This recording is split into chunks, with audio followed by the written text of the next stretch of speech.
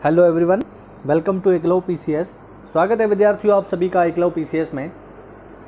और आज हम चर्चा करने जा रहे हैं 8 अगस्त 2020 के टॉप 10 करंट क्वेश्चंस की। तो अगर आप तैयारी कर रहे हैं आरओ की या अपकमिंग लेखपाल भर्ती की या जो भी वैकेंसी आने वाली हैं उनके लिए ये सेशन बहुत ही इंपॉर्टेंट है, तो इसे पूरा देखिए।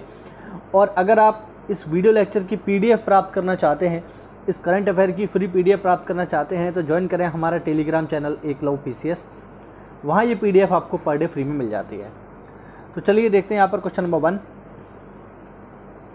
भारत के किस राज्य की कैबिनेट ने 12वीं कक्षा के छात्र छात्राओं को स्मार्टफोन देने की घोषणा की है? ऑप्शन है Uttar Pradesh cabinet, Maharashtra cabinet, Rajasthan cabinet या पंजाब कैबिनेट। तो ये बिल्कुल वैसा ही है जैसे कुछ समय पहले जब यूपी में सपा गवर्नमेंट थी तो उन्होंने 12वीं के जो छात्र छात्राएं थे उनको लैपटॉप दिए थे अखिलेश यादव सरकार ने। ये बिल्कुल वैसा ही है। तो इसी तरीके का फैसला लिया है यहाँ पर किस कैबिनेट ने? तो इसका सही जवाब है विद्यार्थियों पंजाब कैबिनेट। पंजाब कैबिनेट ने हाल ही में 12वीं कक्षा के छात्र छात्राओं को स्मार्टफोन देने की घोषणा की है। कोरोना वायरस की वजह से ऑनलाइन बोर्ड परीक्षाओं की तैयारी कर रहे 1,73,823 विद्यार्थियों को इस वर्ष नवंबर तक स्मार्टफोन दे दिए जाएंगे। तो ये काफ़ी सही है ना। अब ये उन विद्यार्थियों को मिलेगा जो 12th में हैं, क्योंकि वो बोर्ड के पेपर देंगे और क्लासेस अभी सारी बंद हैं। तो इस वजह से उन्हें यहाँ पर सरकार की ओर से स्मार्टफोन दिए जाएंगे जिससे वो ऑनलाइन तैयारी कर सकें। अच्छा कदम कहा जा सकता है ये पंजाब सरकार का। चलिए अगला प्रश्न देखें, काफ़ी महत्वपूर्ण है विद्यार्थियों। अपकमिंग एग्ज़ाम के लिए ये सवाल आप नोट कर लीजिए, सब जगह आपको मिलेगा ये सवाल। आने वाले जो भी एग्ज़ाम है सभी में ये आपको मिलने वाला है, इसको अच्छे से नोट कर लीजिए। ब्रिटेन ने किस व्यक्ति की प्रति को अपने सिक्कों पर चित्रित करने की घोषणा की है? जो ब्रिटेन के सिक्के हैं वहाँ पर किस व्यक्ति का फोटो होगा? ऑप्शन है महात्मा गांधी, सुभाष चंद्र बोस, भगत सिंह या नरेंद्र मोदी। सही जवाब है इसका विद्यार्थियों बापू, राष्ट्रपिता महात्मा गांधी।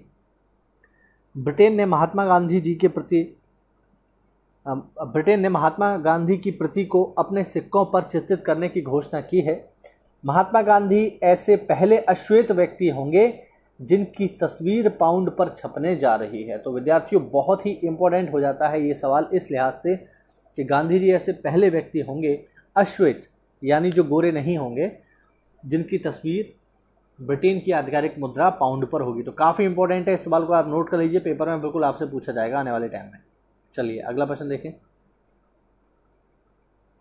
चैनल्स के द्वारा भ्रामक जानकारी फैलाने पर गूगल ने चीन के कितने से ज़्यादा यूट्यूब चैनल डिलीट कर दिए हैं? ऑप्शन 2500, 3500, 6500 या 7500।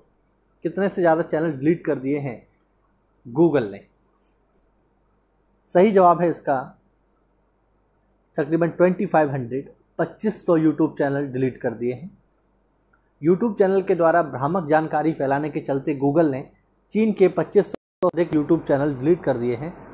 अल्फ़ाबेट की मालिकाना हक वाली कंपनी गूगल ने कहा है कि चीन से जुड़े इन्फ्लुएंस ऑपरेशंस के लिए चल रही हमारी जांच के तहत ऐसा किया गया है। देखिए यहाँ पर ये लाइन बहुत इंपॉर्टेंट है कि गूगल की पेरेंट कंपनी कौन सी है, ध्यान रखना। तो अल्फ़ाबेट है। ये सवाल पेपर में पूछा जा चुका है कि गूगल की जो मुख्य कंपनी है, जो उनकी पेरेंट कंपनी है, उसका क्या नाम है? तो गूगल तो उनका एक प्रोडक्ट है, कंपनी का नाम है अल्फ़ाबेट। ध्यान रखना, काफ़ी महत्वपूर्ण है। अगला प्रश्न देखें। भारतीय जनता पार्टी के वरिष्ठ नेता मनोज सिन्हा को कहाँ का नया उपराज्यपाल नियुक्त किया गया है? ऑप्शन पंजाब, जम्मू कश्मीर, उत्तर प्रदेश या महाराष्ट्र। सही जवाब है इसका विद्यार्थियों जम्मू कश्मीर। भारतीय जनता पार्टी के वरिष्ठ नेता मनोज सिन्हा को जम्मू कश्मीर का नया उपराज्यपाल नियुक्त किया गया है। उपराज्यपाल इसलिए विद्यार्थियों, देखिए पहले यहाँ पर राज्यपाल होता था जम्मू कश्मीर में, ठीक है, लेकिन अब यहाँ उपराज्यपाल होगा।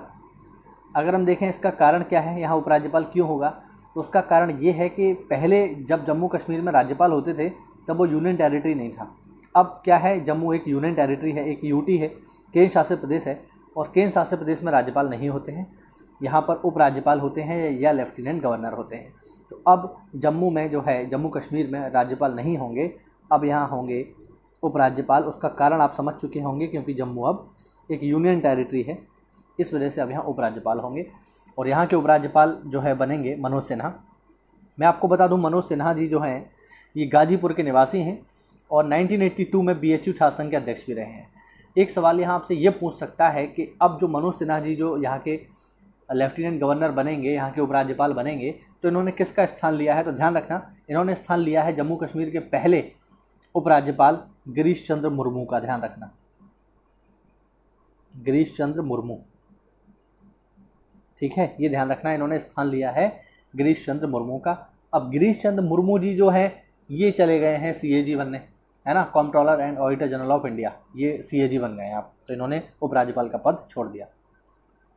चलिए देखते हैं अगला प्रश्न। इनमें से कौन से भारतीय टीम में लगातार सबसे ज़्यादा वनडे खेलने वाले खिलाड़ियों में पहले स्थान पर हैं? ऐसे कौन से भारतीय खिलाड़ी हैं जिन्होंने सबसे ज़्यादा वनडे खेले हैं भारतीय खिलाड़ियों में? ऑप्शन: कपिल देव, मोहम्मद अजहरुद्दीन, विराट कोहली या सचिन तेंदुलकर। तो भारतीय टीम में लगातार सबसे ज़्यादा वनडे खेलने वाले खिलाड़ी हैं विद्यार्थियों सचिन तेंदुलकर, जिन्हें क्रिकेट का भगवान कहा जाता है। भारतीय टीम में लगातार सबसे ज़्यादा वनडे खेलने वाले खिलाड़ियों में सचिन तेंदुलकर पहले स्थान पर हैं। उन्होंने 1990 में करियर शुरू करने के बाद 8 साल तक लगातार 185 वनडे मुकाबले खेले हैं, जबकि दूसरे स्थान पर मोहम्मद अजहरुद्दीन और तीसरे स्थान पर विराट कोहली हैं। ध्यान रखेंगे। चलिए अगला प्रश्न काफ़ी महत्वपूर्ण है विद्यार्थियों, पेपर में बिल्कुल आपसे पूछा जा सकता है। हाल ही में केंद्रीय मानव संसाधन विकास मंत्री ने सिरमौर में भारतीय प्रबंधन संस्थान का शिलान्यास किया। सिरमौर कहाँ स्थित है? बेसिकली यहाँ पर सिरमौर में एक IIM खुला है। IIM क्या होता है विद्यार्थियों? ये है इंडियन इंस्टीट्यूट ऑफ मैनेजमेंट। देखिए, भारत में अगर कोई टॉप के इंजीनियरिंग संस्थान हैं तो वो होते हैं IIT, और अगर भारत में आपको MBA की पढ़ाई करनी है, मैनेजमेंट की पढ़ाई करनी है, तो उसके लिए जो संस्थान टॉप क्लास माने जाते हैं वो है IIM, ठीक है। तो इस तरीके से एक नया IIM खोला जा रहा है। कहाँ पर? सिरमौर में। अब प्रश्न ये है कि सिरमौर कहाँ है? ऑप्शन है आपके पास उत्तराखंड, हिमाचल प्रदेश, पंजाब या उत्तर प्रदेश। सही जवाब है इसका विद्यार्थियों हिमाचल प्रदेश। सिरमौर जो है हिमाचल में है और यहाँ पर एक नया IIM खोला जा रहा है। बात करें हमारे केंद्रीय संसाधन, जो केंद्रीय मानव विकास संसाधन मंत्री हैं वो कौन है? तो वो हैं श्री रमेश पोखरियाल निशंक। ध्यान रखना, ये उत्तराखंड से जुड़े हुए हैं और इन्होंने हिमाचल प्रदेश के मुख्यमंत्री जयराम ठाकुर के साथ मिलकर हिमाचल प्रदेश के सिरमौर में भारतीय प्रबंधन संस्थान की ऑनलाइन आधारशिला रखी है। काफ़ी महत्वपूर्ण सवाल, पेपर में पूछा जा सकता है, ध्यान रखिएगा। चलिए, हाल ही में किसे 2020 के प्रेम भाटिया उत्कृष्ट पत्रकारिता पुरस्कार से सम्मानित किया गया है? 2020 का प्रेम भाटिया उत्कृष्ट पत्रकारिता पुरस्कार। ऑप्शन: राजदीप सरदेसाई, दीपांकर घोष, बरखा दत्त या रवीश कुमार। सही जवाब है इसका दीपांकर घोष। इस वर्ष के उत्कृष्ट पत्रकारिता के लिए प्रेम भाटिया पुरस्कार समाचार पत्र इंडियन एक्सप्रेस के दीपांकर घोष और गैर लाभकारी पत्रकारिता website People's Archive of Rural India को प्रदान किया गया है। तो इस वर्ष का जो प्रेम भाटिया पुरस्कार सम्मान है ये 2 लोगों को मिला है। व्यक्ति हैं उसमें कौन? दीपांकर घोष। और संस्था कौन सी है? People archive of Rural India. ध्यान रखिएगा। चलिए अगला प्रश्न देखें। हाल ही में किस राज्य ने साइबर क्राइम के खिलाफ जागरूकता बढ़ाने के लिए ई-रक्षाबंधन प्रोग्राम लॉन्च किया है? साइबर क्राइम को रोकने के लिए या जो साइबर क्राइम होता है उसके खिलाफ जागरूकता बढ़ाने के लिए ई-रक्षाबंधन प्रोग्राम इसको लॉन्च किया है। अच्छा, साइबर क्राइम क्या होते हैं? जैसे आप फेसबुक पे कोई अभद्र टिप्पणी कर दो, या फेसबुक पे किसी की आपत्तिजनक फ़ोटो या पोस्ट डाल दीजिए, या व्हाट्सएप पे आप ऐसा लोग वायरल कर देते हैं वीडियो, या अफवाहें फैला देते हैं, तो ये सब सारे के सारे साइबर क्राइम हैं। या इसके अलावा आपके साथ ऑनलाइन धोखाधड़ी हो जाए, है ना, ये भी साइबर क्राइम के अंतर्गत ही आता है। तो साइबर क्राइम के खिलाफ जागरूकता बढ़ाने के लिए ई-रक्षाबंधन प्रोग्राम लॉन्च किया है। किस स्टेट ने? ऑप्शन है तेलंगाना, आंध्र प्रदेश, कर्नाटका या महाराष्ट्र। सही जवाब है इसका विद्यार्थियों आंध्र प्रदेश।